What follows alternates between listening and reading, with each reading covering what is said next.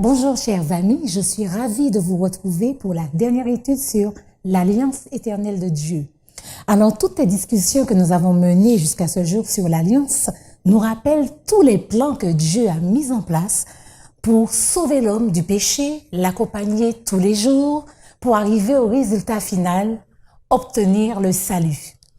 L'étude de cette semaine qui est intitulée « La vie de la Nouvelle Alliance » examine quelques bénédictions immédiates, des promesses qui viennent de la grâce de Dieu versée dans nos cœurs. Pour en parler, nous recevons les pasteurs Charles-Henri Coco et Michael Rosamond. Bienvenue. Merci. Merci d'avoir accepté notre invitation.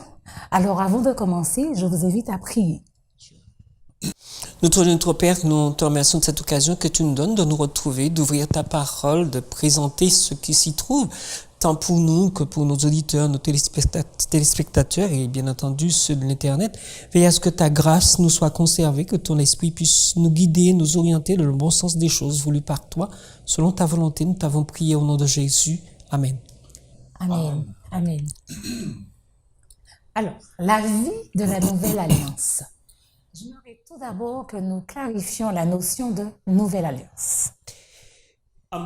Si on parle de Nouvelle Alliance, ça veut dire qu'il y a une ancienne, il y a quelque chose qui était avant la Nouvelle. Et l'ancienne Alliance présentait les choses de manière différente. C'était l'homme qui amenait son agneau. Certes, c'est Dieu qui avait traité affaire avec les hommes, mais c'est l'homme qui amenait son agneau. Donc, tout se passait dans le sanctuaire. Dans le sanctuaire terrestre, je dis bien terrestre, et jusqu'à ce qu'on construise le temple que Salomon a construit, qui a été détruit, reconstruit, et jusqu'à ce que Jésus vienne, jusqu'à ce qu'il meure sur la croix, et après, parce que jusqu'en l'an 70, les Juifs de l'époque continuaient à sacrifier. Ils amenaient l'agneau à l'autel, c'est celui qui amenait l'agneau qui l'égorgeait. Et ça, c'était sous l'ancienne alliance. Tandis que la nouvelle alliance, c'est Dieu qui amène l'agneau. C'est pour cela que quand Jean-Baptiste présente Jésus, il dit voici l'agneau de Dieu. Alors il y a une grande différence entre les deux, parce que cet agneau-là, à partir de cet agneau que Jean-Baptiste présente et que Dieu amène à l'homme, là c'est Dieu qui amène l'agneau à l'autel, il y a une différence parce que celui-là, il va certes mourir, mais il va sortir du tombeau, ce qui n'était pas le cas de l'agneau de l'homme. Et ce Jésus-là qui devient l'agneau de Dieu demeure jusqu'à maintenant. Ça veut dire que même quand il est mort, il est sorti du tombeau et il demeure là pour l'éternité. Et plus rien ne peut l'enlever de là. Tandis que l'agneau que l'homme a mené à l'autel, c'était grillé, offert à Dieu en offrande pour le pardon des péchés ou, comme diraient certains, la rémission des péchés. D'accord. Alors, merci pour cette clarification. Alors, nous allons examiner deux textes. Jean 10, le verset 10, et ensuite Jean 1, le verset 4. Alors, Jean 10, le verset 10 dit « Je suis venu afin que les brebis aient la vie et qu'elles soient dans l'abondance. » Tandis que Jean 1, le verset 4 dit « Et nous écrivons ces choses afin que notre joie soit parfaite. » Donc, dans la Nouvelle Alliance, on parle de joie, de vie en abondance. Alors, comment atteindre cette joie parfaite? Donc, qu'exprime Jean par ces mots? C'est très intéressant parce qu'effectivement, on voit que Jésus est aussi présenté dans les Écritures comme le bon berger. Et je crois que le pasteur Coco l'a souligné. Il était présenté aussi comme l'agneau dans l'Alliance, qui donne la vie. Mais dans cette nouvelle alliance, dans cette vie, dans la nouvelle alliance, Jésus est aussi présenté comme le bon berger. La porte aussi de la bergerie. Il est aussi la porte, il est aussi, en fait, il est un peu tout, comme dans le sanctuaire. Comme dans le sanctuaire, il représente un petit peu tous les éléments. Il est aussi le temple. Donc là, il est le bon berger. Donc, en tant que bon berger, son désir, c'est que ceux qui viennent à sa suite, ceux qui le suivent, comprennent qu'ils auront une vie, en abondance, une vie heureuse, une vie de joie, parce que lui, il connaît la vie et il sait où mener ses brebis pour qu'elles aient la vie. Et donc, oui. Donc ça veut dire que malgré cette terre déchue dans laquelle nous vivons, nous pouvons vivre On peut être heureux. Oui. On peut être heureux. Et serein, puisque je crois que ayant un tel berger, qui a la houlette et le bâton, Psaume 23, eh ben, il sait nous conduire dans cette route pour le chrétien, qui la porte étroite, qui est représentée aussi sur ce chemin très étroit, donc étroit dans le sens de difficulté, de maladie, de chômage et bien d'autres choses. Eh ben, il saura nous conduire vers ce port éternel qu'est la vie éternelle. Parce qu'en réalité, la nouvelle alliance, comme l'ancienne, l'objectif était d'emmener l'homme vers la vie éternelle. Donc, Dieu veut qu'on ait la vie, non mais pas seulement cette vie sur cette terre, où il nous donne ce qu'il faut pour avancer, mais aussi une vie éternelle. Donc là, il saura nous conduire contre les loups, parce qu'il y a des loups, Oui. Il y a des loups, Écoute, s'il y a un berger, c'est Oui. dans la nouvelle alliance, comme d'ailleurs dans l'ancien, il y a deux parties engagées. Et donc, il y a certes ce que Dieu fait pour nous donner la vie en abondance, mais il y a aussi ce que nous, l'être humain, nous en tant qu'hommes, femmes sur la terre, nous avons aussi une partie. Même si Dieu a fait 99%, il reste au moins 1% de la part de l'homme. Et il suffit simplement d'accepter de signer le traité avec Dieu. Et à partir de ce moment-là, notre vie, et c'est peut-être pas visible forcément dès le départ, mais quand on chemine véritablement, c'est l'expression qu'on aime bien utiliser maintenant, quand on chemine avec Dieu de manière concrète et rapprochée, on se rend compte qu'effectivement notre vie est transformée, nos pratiques ont changé, notre raisonnement a changé, notre vision des choses a changé. Et là, on est entré dans ce que d'ailleurs la Bible appelle la vie abondante, dans la vie en abondance. C'est ce que Dieu a dit quand tu parles de bon berger. Je suis venu en tant que berger pour que la brebis ait la vie en abondance. Et cette vie en abondance, ce n'est que dans la relation, dans l'intimité, dans j'aime bien le mot, dans la synchronisation avec Dieu, que cette vie abondante apparaît aux yeux des autres. Donc c'est toujours en suivant le modèle que le Christ nous donne. Oui, il y en a pas d'autre. C'est-à-dire que si on ne va pas dans ce sillage-là, on va tomber dans un autre qui n'aura rien à voir avec les pensées et les voies de Dieu. Et si je peux me permettre, j'aime beaucoup cette idée de 99% de ce bon berger qui nous conduit, qui nous donne tout ce qu'il faut. Mais j'ai beaucoup aimé aussi cette idée de synchronisation. Et pour être synchronisé, il faut avoir la foi. Il faut avoir confiance en l'autre. Et je crois qu'aujourd'hui, il faut comprendre qu'il est important que quel que soit ce que nous vivons, même si des fois notre vie, c'est pas une vie de joie complète, entre guillemets, on va pas sourire tout le temps alors qu'on est attaqué par des loups, Mais Rien n'est facile. Mais même si on voit des loups, même si on voit qu'il y a des choses qui nous dépassent, mais comme Pasteur Coco soulignait, il faut cette synchronisation, cette foi en ce berger qui ne se trompe jamais et qui va nous mener à bien. Et serein. Donc c'est cette synchronisation qui rend cette joie parfaite, comme il le dit, a fait que notre joie soit parfaite. Le berger, il va à droite, il nous dit on va à droite. Oui. Et si on veut faire notre tête, on va aller à gauche, ben on va peut-être payer certaines conséquences. Dans les épines. Ah oui, dans les épines et autres. Oui. Donc nous continuons. Alors maintenant, est-ce que vous pouvez expliquer ce verset qui peut être, à mon avis, qui peut être ambigu? C'est le verset de Romains 8, le verset 1. Alors il est dit, il n'y a donc maintenant aucune condamnation pour ceux qui sont en Jésus-Christ, lesquels marchent point selon la chair, mais selon l'esprit. Alors, pourquoi je dis ambigu, vous allez voir. Alors déjà, quand on parle de condamnation, on pense à la culpabilité. On est coupable. Oui. Voilà. Oui. On est coupable de quelque chose. D'accord. D'accord? Les innocents. Alors, la question arrive. Alors, est-ce que toutes nos mauvaises actions sont effacées lorsque nous sommes en Jésus-Christ? Alors, pourquoi je vous dis ça? Je vous donne un exemple. Je prends l'exemple d'un meurtre. Alors, qu'est-ce que vous avez à dire dessus? Je sais pas penser au pasteur Coco, hein? Oui. Oui. Alors, s'il y a meurtre, ça veut dire qu'inévitablement il y aura un jugement, d'accord? Et s'il y a jugement, le coupable devra subir les conséquences de ses actes. Bon. Par contre, quand on retourne dans dans l'aspect religieux, l'aspect spirituel, on pourrait dire un peu plus, on va se rendre compte d'une chose, Jésus meurt à la croix pour chaque être humain. C'est-à-dire que tous mes péchés sont portés par le Christ. Il aurait fallu que pour pouvoir résoudre le problème, que je meure moi à la croix. Mais Dieu ne peut pas amener tous les êtres humains à une croix pour expier leurs péchés parce qu'ils n'ont pas la capacité. Le sang qui va couler, le sang de l'homme ne peut pas le racheter auprès de Dieu. Donc Dieu va amener son agneau. Et à partir de ce moment-là, quand Jésus meurt à ma place, qui sort du tombeau, je suis déclaré juste par la mort et la résurrection de Jésus. C'est-à-dire la justice de Jésus devient la mienne. Et comme elle devient la mienne, quand je comparais devant Dieu, je comparais à travers le Christ. Quand Dieu me regarde, il me regarde à travers le Christ. Et c'est la raison pour laquelle il n'y a pas de condamnation à mon sujet. Peu importe tout ce qu'on pourrait raconter à mon sujet, parce que j'ai été un criminel, j'ai été un voleur, j'ai été un tricheur, j'ai été tout ce qu'on pourrait ajouter ne peut pas m'amener à la condamnation parce qu'il y a quelqu'un qui a déjà enduré la condamnation à ma place.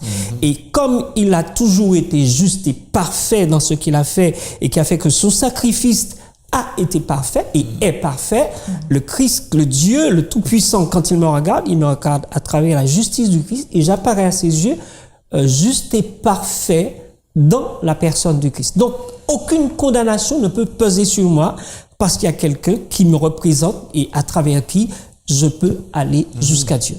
Donc, tu veux dire qu'en raison du sang de l'Alliance, le poids de la culpabilité est levé par rapport à ce sacrifice. Et n'importe quel criminel se présente devant Dieu, sa culpabilité est enlevée. On prend le cas, par exemple, sur le mont Golgotha, on a deux larrons.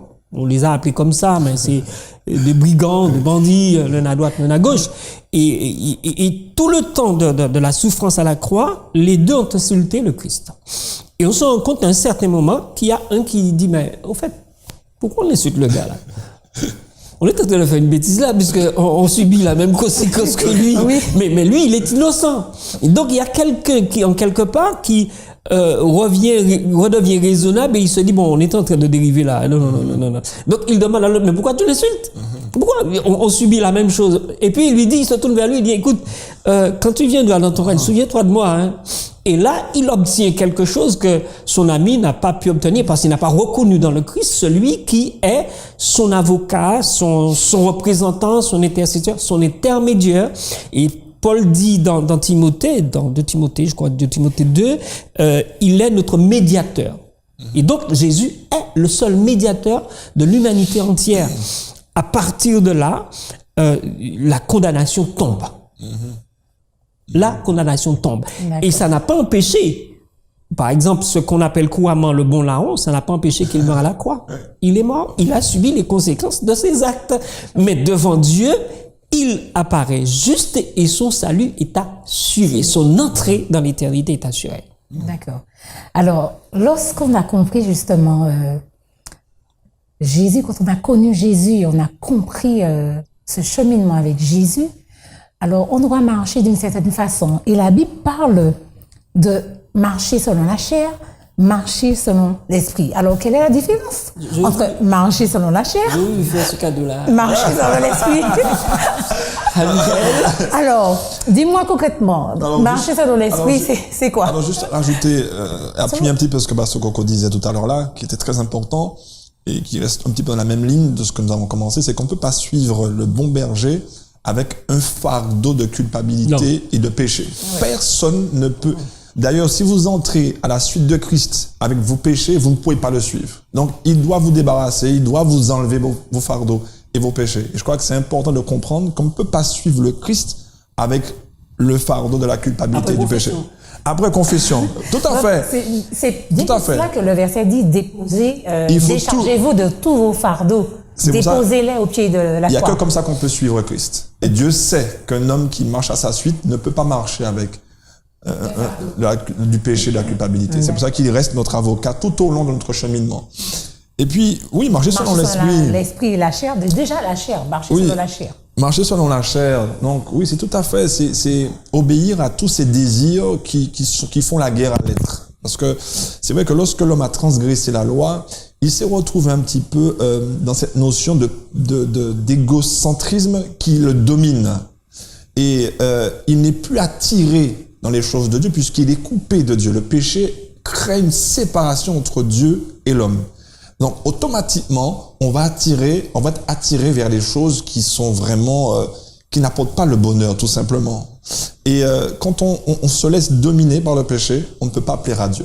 Puisque qu'est-ce qui est entré par le péché? On le voit aujourd'hui, le meurtre, l'envie, l'égoïsme, l'égocentrisme et tout ce qui va avec. Et Paul va détailler ça, l'idolâtrie, l'ivrognerie et toutes ces choses qui nous rendent malheureuses. Moi, je m'arrête sur ce point.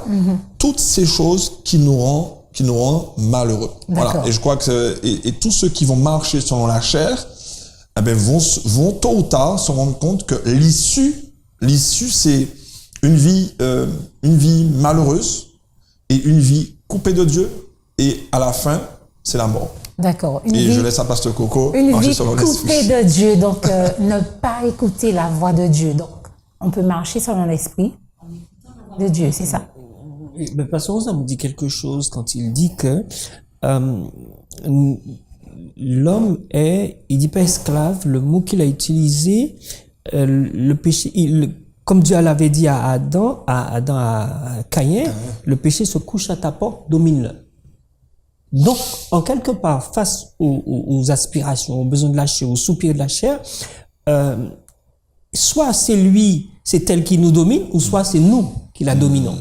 Et il dit bien, quand on est dominé par la chair, c'est tout ce qui existe de malheureux dans le monde que nous pratiquons. Par contre, c'est l'opposé, en parlant de marcher selon l'esprit. Et là, ce sont les pensées et les voies de Dieu que nous réalisons. Je ne vais pas dire qu'on exécute, puisque quand on parle d'exécuter, on parle de tirer sur quelqu'un. mais quand on vit la chose, quand on réalise la chose, ce n'est même pas nous qui la réalisons, c'est Dieu par l'Esprit qui nous pousse à réaliser les œuvres qu'il a préparées d'avance pour nous. Et dans notre comportement, pour qu'on arrive à cette transformation, cette métamorphose, il y a un travail d'intérieur, je ne dirais pas dans le cœur, parce que trop souvent, quand on parle du cœur, on voit le muscle qui pompe le sang, mais la conscience de l'homme. Et c'est pour ça que Paul dit, soyez renouvelés, changés, transformés dans votre intelligence. Donc, à ce niveau-là, dans notre cerveau, il y a le lieu de transformation que Dieu opère par l'esprit et qui fait que notre entendement, notre manière de voir, notre manière de faire avec les autres, nos agissements, nos raisonnements changent. Et quand ça change, ça veut dire qu'effectivement, nous sommes sous l'influence de l'esprit. Alors, il est possible, tout en étant sous l'influence de l'esprit, qu'on déconne aussi. Si vous permettez l'expression, qu'on peut sortir brusquement du giron. Si on prend le cas, par exemple, Pierre qui dit, Seigneur, pas même Pierre et Jacques qui dit, Seigneur, tu veux qu'on fasse descendre la feu sur eux? Donc, ils ne sont plus dans l'état de l'esprit. Et là, c'est une réalité. Quand ils reviennent à la normale, ils se rendent compte qu'effectivement, c'est pas ce qu'il faut faire. On ne peut pas, parce que des hommes ont refusé de nous recevoir pour une nuit, qu'on les détruise. Non. Je crois que marcher selon l'esprit ne nous garantit pas forcément qu'on y sera toujours. D'accord? L'homme reste ce qu'il est et le vieil homme peut à certains moments prendre le dessus, mais nous sommes censés rester sur le droit chemin et agir correctement les uns envers les autres, peu importe notre provenance, agir les uns envers les autres et être correct dans notre raisonnement par rapport aux pensées et aux voies de Dieu pour nous. Donc, alors, est-ce qu'on peut prendre la métaphore du code de la route? Si on ne respecte pas le code de la route. Ah oui, si tu boules le stop, on voit tout ce qui se passe. C'est boum. Et c'est pour ça que pour arriver à ce stade, on parle de nouvelle alliance, c'est pour ça que Dieu propose à l'homme cette nouvelle alliance, c'est-à-dire de se reconnecter, de retrouver une synchronisation de notre conscience avec celle de Dieu. Et c'est que comme ça, dans cette synchronisation, dans cette relation, donc la nouvelle naissance, donc Jean chapitre 3, où Jésus va dire, mais si vous voulez naître de nouveau, donc si vous voulez retrouver une vie où vous dominez sur le péché, ce n'est plus le péché qui vous domine, mais c'est vous qui dominez, donc vous retrouvez la liberté, en vrai, si vous voulez retrouver la liberté, eh bien, il faut naître doué d'esprit. Donc, en quelque part, il faut que le symbole de la mort au péché, comme Jésus l'a fait pour nous, ressuscité en Jésus-Christ, je me relève de l'eau et je reçois l'Esprit de Dieu qui est en train de me renouveler et qui me donne ce cœur nouveau pour m'aider à marcher humblement, capable de pouvoir résister, capable de pouvoir recevoir les éléments de la parole de Dieu. Parce que l'homme naturel ne peut pas recevoir les choses de Dieu. C'est pas possible. Non. Si on n'a pas l'Esprit de Dieu, si on n'a pas fait cette nouvelle alliance avec Dieu, on ne peut pas recevoir les choses de Dieu. Paul le dit clairement. Il parle même de l'homme animal. L'homme animal, non, j'ai même pas. Il faut Il faut admettre, l'homme est arrivé à ce stade. Oui. Et l'homme, et si Dieu ne nous, si tu me permets, si Dieu ne vient pas réveiller nos consciences à travers la parole de Dieu, à travers ces hommes, à travers les différentes personnes sur la terre pour nous dire, mais regarde, mais tu n'es pas dans le bon. Tu fais des choses, regarde. Et l'esprit qui vient nous dire, mais c'est pas bon ce que tu es en train de faire. Et c'est grâce à ça qu'on peut entrer dans la conversion et entrer dans la nouvelle alliance et marcher selon l'esprit. J'ai beaucoup aimé ce que Pasteur Coco a dit, si tu me permets. Marcher selon l'esprit ne veut pas dire qu'on va pas tomber. Mais si on est tombé, on a un avocat. Oui, ça ne veut pas dire qu'il faut tomber. Mais si on est tombé, 1 Jean chapitre 1er, sachez que vous avez un avocat auprès du Père, Jésus-Christ encore. Hein, Jésus-Christ qui remplit toutes les fonctions. C'est extraordinaire. Hein, donc, c'est pour ça qu'on l'adore et qu'on est heureux de le servir. C'est extraordinaire de connaître oui. notre Dieu, ce Jésus que nous servons. Alors justement, tu as parlé de cœur nouveau, donc nouvelle alliance et cœur nouveau. Alors, on a compris que dans la nouvelle alliance, Dieu promet également d'avoir un cœur nouveau. Alors, qu'est-ce que cela veut dire réellement? Et puis, je dirais, pourquoi avons-nous besoin d'un cœur nouveau? Bien que vous avez un peu expliqué. C'est vrai qu'on l'a déjà, on l'a plus ou moins, mais peut-être on peut rajouter un petit élément qu'on retrouve dans Jérémie, qui va dire que, Jérémie 17, si ma mémoire est bonne, le cœur de l'homme est tortueux. Il est incurable. Ça veut dire que l'homme, si on ne reconnaît pas que, de par le péché, aujourd'hui, il n'y a aucune solution que notre conscience, puisque j'ai beaucoup aimé cette notion qu'on retrouve dans les Proverbes. La conscience, c'est la source de la vie. Oui. C'est là que, si on veut changer, c'est la conscience, les émotions, les sentiments. C'est là où on réfléchit, le siège de tout ça. Eh ben, si Dieu ne vient pas opérer quelque chose là, il n'y a aucune chance, aucun espoir de changement. On ira toujours de mal en pis. C'est pour ça qu'on réveille nos concitoyens, nos contemporains, pour leur dire, mais il faut vous réveiller parce que si vous voulez un jour vivre dans l'éternité, l'éternité de bonheur, de paix, c'est maintenant qu'il faut accepter Jésus qui vous donne ce cœur nouveau. C'est-à-dire cet esprit.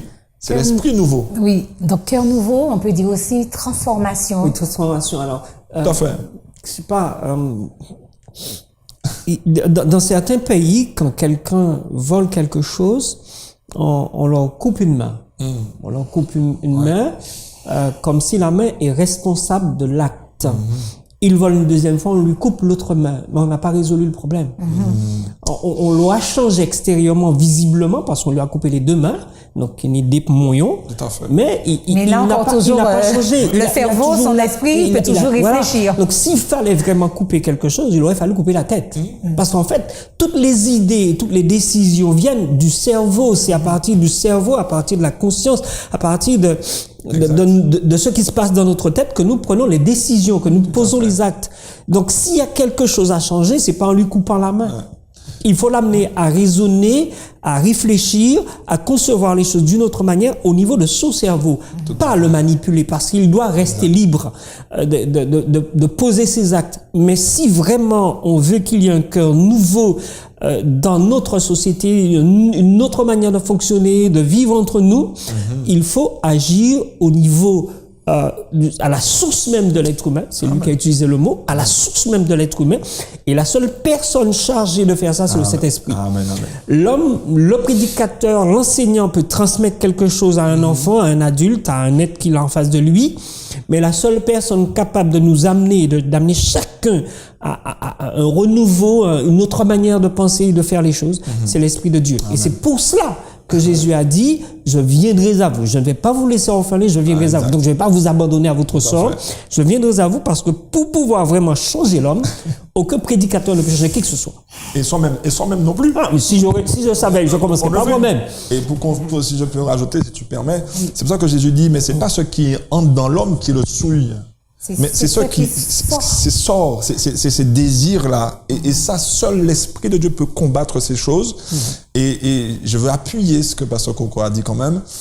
Et quand Paul utilise, soyez renouvelés par votre l'intelligence. Le terme grec utilisé là, c'est le nous. Le nous en grec, c'est cette notion de l'Esprit de Dieu qui agit sur la conscience de l'individu et qui le sanctifie. Et c'est très fort dans l'Épître aux Romains. Donc, l'homme doit prendre conscience de son état et aller vers un changement, une transformation. C'est-à-dire que, est-ce que quand on... Alors oui, il y a un chant qui dit... On va arriver ainsi encore pendant... Voilà, c'est ça. Si on vit dans ce monde de guerre, pendant encore... C'est pas possible, c'est compliqué. Donc il y a un chant qui dit, oui... Je n'ai jamais vu un homme qui passe près de la croix et qui reste le même. Mais c'est vrai, c'est vrai. Donc, tu parles pas près de la croix, mais toute personne qui a rencontré Jésus n'est jamais le même. Il ne peut laisser le Christ et rester ce qu'il est. Je prends un cas simple. Vous avez entendu parler dans la Bible l'histoire d'un jeune homme riche qui s'approche de Jésus. Et il demande à Jésus qu'est-ce qu'il faut faire pour avoir la vie éternelle. Et Jésus lui dit, tu fais ci, tu fais ça. Il dit, petite affaire, je fais ça depuis que je suis enfant. Et puis il dit, c'est bon. Jésus lui dit, tu as presque la vie éternelle. Et il dit, qu'est-ce que tu veux faire? Il dit, écoute, mon cher, avant tout ce que tu as, donne-le au pauvre.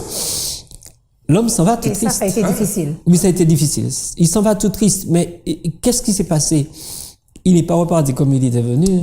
Il n'est plus la même personne. Mais quel que soit ce qu'il adviendrait ou ce qu'il est advenu de lui après, il n'était plus la même personne après cette rencontre-là. Et ça arrive à n'importe qui d'entre nous. Nous entrons un discours, nous lisons la Bible, nous lisons un article quelque part dans un journal, qu'il soit religieux ou pas. Nous ne sommes plus la même personne avant la lecture, avant d'avoir entendu. Et quand on rencontre le Christ, on ne peut pas être la même personne après. Il y a quelque chose qui se passe et cette personne qui a été bien inspirée en chantant ça. D'accord. Et dans un sens comme d'un autre, ça veut dire que tant pour la vie, oui, tant pour malheureusement la mort. Et c'est assez intéressant cet exemple que Pasteur Coco prend parce que là, Jésus a montré encore que ce n'était pas le faire qui était un problème. Parce qu'il a dit, j'ai fait. Jésus lui a montré, en fait, il avait un souci, un attachement tel avec l'argent que l'argent était devenu son Dieu. Et Jésus lui dit, écoute... On n'a pas dit son maître. Son maître. Voilà. Non, mais c'est exactement ça. Et aujourd'hui, il y a tellement de choses qui deviennent notre maître. L'argent, le sexe, et puis on pourrait rajouter la voiture, la maison. Nos besoins, tout ça devient c'est ça qui nous dirige. Notre attachement aussi à... Et c'est pour ça que l'Esprit de Dieu c'est pour ça que Paul va être inspiré dans l'Épître aux Romains au chapitre 8, et il dira que ceux qui sont conduits par l'Esprit, en d'autres termes, ceux qui ont l'Esprit pour maître, mais en tout cas ils sont fils de Dieu. D'accord. C'est ceux qui sont dirigés par l'Esprit. Qui sont fils de Dieu. C'est pour cela que nous devons être enracinés en Jésus. Tout à fait. Donc, enracinés en Jésus, tout à fait. Cela veut dire nous devons être quoi? Ancrés dans la parole, mais aussi conduit par l'Esprit. C'est-à-dire que ça ne sert à rien de connaître la Bible, toute la Bible, de pouvoir l'expliquer, il faut la vivre. Et la seule manière de vivre les Saintes Écritures, c'est par l'Esprit. D'accord, alors... Je vais peut-être mon dernier mot, mais je vais peut-être revenir à ce qu'on a dit au départ. Synchronisation, foi. Oui. C'est-à-dire, la seule manière, c'est la foi. La foi, confiance en Dieu, lui faire confiance, unir notre cœur. Et vraiment, la confiance vient dans la relation qu'on a avec lui. Et j'insiste, hein, la foi en Dieu, sachant que ce qu'on nous voyons aujourd'hui est compliqué, mais le bon berger saura nous ramener au port. D'accord. Alors, le temps passe vite, mais je veux quand même vous poser cette question. Alors, l'alliance et la vie éternelle. Alors, le verset clé, Jean 11, le verset 25 à 26 dit « Je suis la résurrection et la vie. Celui qui croit en moi vivra, quand même il sera mort. Et quiconque vit et croit en moi ne mourra jamais. » Alors là, il faut expliquer ça. Oui, tout à fait. Alors, que veut dire Jésus ici? Et comment comprendre ces paroles? Tout à fait. Mais le but de la nouvelle alliance, c'est la vie éternelle. Yeah. Hein. Si Dieu est venu pour cela. Quand Jésus vient, il ne vient pas simplement pour guérir, pour faire des miracles.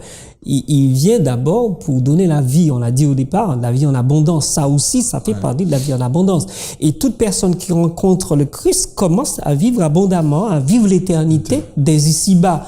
Et donc, quand on entre dans l'alliance, quand on entre dans l'alliance avec le Christ en passant par les eaux du baptême, et là je parle bien les eaux, l'immersion, et cette résurrection où le baptiseur relève l'intéressé, la personne baptisée, et qui reçoit l'Esprit, et il commence une vie nouvelle, certes qui peut être arrêtée par ce que la Bible appelle la première mort, la mort physique, mais pas la mort éternelle. Et donc, cette personne est dans cette vie éternelle. Elle est aussi dans l'alliance, parce que c'est grâce à l'alliance passée entre Dieu et l'homme que la vie éternelle se retrouve insérée comme un germe que Dieu dépose en lui et qui lui permet, comme le Christ, d'être appelé par son nom, comme ça a été le cas de Lazare, lève-toi et sors. Et donc, quand Jésus revient sur les nuées des cieux, c'est cela. Il trouve dans le cœur, dans la personne qui redevient une poussière, il trouve ce germe de la vie éternelle. Amen. Il peut à ce moment-là lui dire, lève-toi, et cette personne ne peut pas rester là parce qu'il a la vie en lui et Dieu l'arrache des entrailles de la terre. Donc, cette image-là de Lazare, en fait, cette histoire, je pense qu'elle a été, je ne sais même pas comment le dire. Beaucoup d'autres, hein, d'ailleurs. Mais en tout cas, nous avons l'assurance que celui qui est mort en Jésus peut revenir à la vie, avec l'histoire de Lazare. Alors, je dirais pas peu seulement, mais je confirme. On dit la foi, Revient à j'ai la cette vie. conviction, Oui. reviendra à la vie. Parce que, je crois parce que Coco l'a très bien expliqué, je vais peut-être pas revenir, mais il y a un texte qui est assez fort et qui explique un petit peu ce passage de l'évangile, c'est dans Luc chapitre 20, où les Sadducéens ne croyaient pas à la résurrection, et Jésus va montrer qu'en fait, que beaucoup répètent Dieu d'Abraham, Dieu d'Isaac, Dieu de Jacob. Mais des fois, souvent nous aussi, des fois nous répétons ça. Oh, Dieu d'Abraham, Dieu d'Isaac, Dieu de Jacob. En fait, Jésus va expliquer cette parole. Parce que souvent, des fois, nous la répétons, mais il faut savoir dans quel contexte il le répétait. Et Jésus va dire, mais vous savez pas que Dieu, on a dit que Dieu d'Abraham, Dieu d'Isaac, Dieu de Jacob? Parce que pour Dieu, ils sont vivants. Parce que Dieu n'est pas le Dieu des morts. En quelque part, ce que Jésus est en train de dire, que celui qui a mis son dépôt en Jésus-Christ, combien même physiquement il est mort, l'esprit revient à Dieu, mais comme tu as si bien dit, vu que le chrétien fait alliance avec Dieu, la nouvelle alliance, il devient une même plante avec Dieu. C'est par le baptême que ça se produit. On s'y est engagé. Et quand Christ s'engage, il s'engage. On devient une même plante avec lui. Ça veut dire que dans ce temps où nous allons mourir, parce que notre corps, oui, on doit mourir, l'esprit, entre guillemets, retourne à Dieu qui l'a donné. En quelque part, Dieu reprend ce dépôt et fait que pour lui, nous vivons. Je peux comprendre, ça peut être complexe. Ça peut être complexe. Mais pour Dieu, on ne meurt pas. Parce qu'en quelque part, alors on ne meurt pas dans le sens comme certains disent, l'âme se promène, qu'on soit clair. La Bible dit dans Ecclésiaste chapitre 9, nos sentiments, tout ça, ça périt, on est d'accord. Mais la vision de Dieu n'est pas la nôtre. Dieu a une vision beaucoup plus grande que la nôtre. Et il dit que, et Paul va le souligner dans Romains chapitre 8, il va dire, ni la mort, ni les anges, ni la vie ne nous séparera de l'amour de Dieu manifesté. Ça veut dire que même si on meurt, ça nous dépasse. Mais moi j'ai confiance en Dieu qui dit, je ne meurs pas quelque part, mais j'attends ma résurrection. Oui. Donc je suis vivant pour lui. Et c'est ce qu'il va dire. Et que ça a bousculé les contemporains de Jésus. Quand il dit, mais pour Dieu, ils sont vivants. Tu permets que je bouscule le contemporain? Je veux lire un texte là. Je veux lire un texte. Quiconque est né de Dieu ne pratique pas le péché parce que la semence de Dieu demeure en lui. Il ne peut pécher parce qu'il est né de Dieu. Alors là où je veux m'arrêter, c'est lorsque Jean dit dans son premier épître au chapitre 3, le verset 9, parce que la semence de Dieu demeure en lui. Quand on va dans l'original, l'expression grecque dit le sperma de Dieu. Traduit, ça donne le sperme de Dieu demeure en lui. En d'autres termes, la vie demeure dans cette personne, même si elle devient poussière. Et c'est pour cela que Jésus, quand on l'appelle pour Lazare, il reste 4 jours, parce que pour lui, il n'y a aucun problème. Le cas de Lazare est réglé. Donc, il peut rester s'occuper des gens qui le reçoivent, avec qui il transmet la parole de la vie que Lazare a déjà, et qu'il a déjà le sperma ou la semence de Dieu en lui. Et donc, il s'occupe de donner à ces gens-là pendant 4 jours ce que Lazare a déjà. Amen. Puisqu'il sait qu'inévitablement, quand il arrive devant Lazare, le tombeau de Lazare, il va faire ce qu'il faut, sachant que Lazare a déjà le sperma, le sperme de Dieu en lui. Il le ressuscite. Alors, il faut aller dans le texte grec pour le voir. Hein. C'est pour ça qu'il dit, la semence de Dieu demeure en lui. Il est donc en mesure d'être ressuscité. Ils peuvent pleurer, ça c'est pas un problème, c'est normal dans l'ordre des choses de perdre un être cher et de pleurer. Mais par contre, quand Dieu se présente devant l'individu qui a reçu la semence de Dieu, il est difficile de rester dans la tombe. Parce que sa tombe reste ouverte, même fermée, sa tombe reste ouverte, et c'est pour les seules personnes que la tombe reste ouverte, ce sont ceux qui ont traité alliance avec le Christ. C'est ce que j'allais rajouter. Maintenant, avons-nous fait alliance et continuons-nous à marcher dans cette alliance jusqu'au retour de Jésus ou jusqu'à notre mort.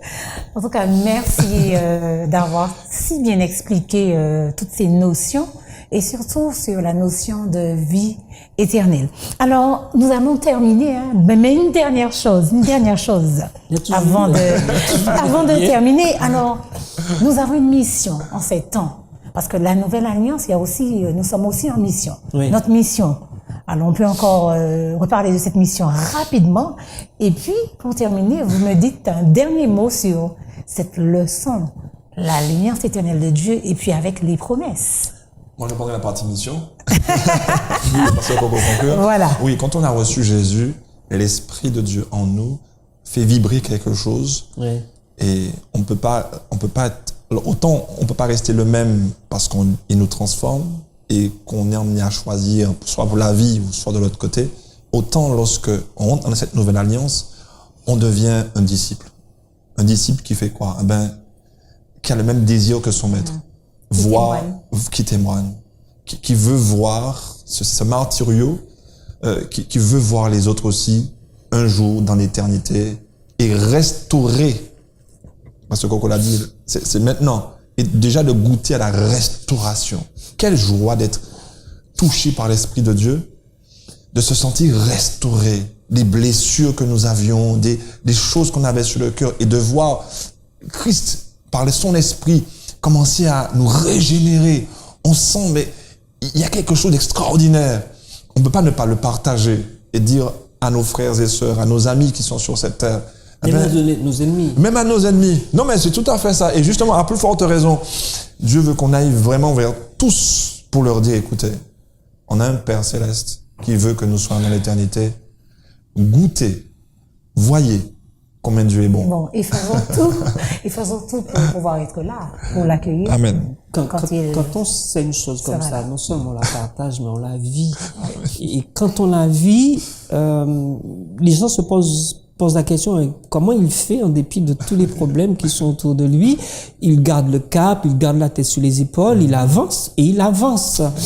Et on a toujours l'impression que le croyant, dans ce contexte de marcher par l'Esprit de Dieu avec l'espérance de la vie éternelle, qu'il est invincible. Non, il est comme tous les êtres humains. Il est effectivement invincible. Parce qu'il passe face aux épreuves, face aux difficultés, il avance quand même. Oui, parce qu'il compte sur Dieu. Il compte sur Dieu, voilà. Il a l'espérance de la vie éternelle, et il est prêt à partager cela, mais il le vit, et pour que l'autre soit interpellé, il faut qu'il le vive. Donc, je crois que cette ancienne alliance, ça fait du bien, parce que ça a préparé l'arrivée de la nouvelle. Et je crois que la nouvelle, il faut pas la laisser passer comme cela. On peut perdre, souvent je le dis, avec les gens avec qui je partage en ce moment dans les églises, ratez tout ce qu'il y a sur la terre, mais ne ratez pas l'entrée de la vie éternelle. Merci. Ratez tout ce qu'on peut vous proposer, mais ne ratez pas cette alliance avec Christ. Alors, ce sont les mots de la fin. Merci pour ces très belles paroles. Merci pour toutes ces précisions. Ben, j'espère que cela nous aidera à aller encore dans notre Bible, à chercher à connaître Dieu encore plus et à chercher surtout à l'aimer. Alors, nous allons conclure et prier. Merci notre Dieu, notre Père, de par Jésus, de ne nous avoir pas laissés sur cette terre dominée par le péché, par le mal, mais par Jésus. Tu as voulu que nous ayons la vie et que nous retrouvions la vie éternelle, afin que nous puissions jouir d'être à côté de toi, à nouveau, afin de pouvoir entrer dans ce grand plan que tu avais pour nous depuis l'éternité, à savoir une vie d'épanouissement, de connaissance, de joie, de partage, et ce pour l'éternité.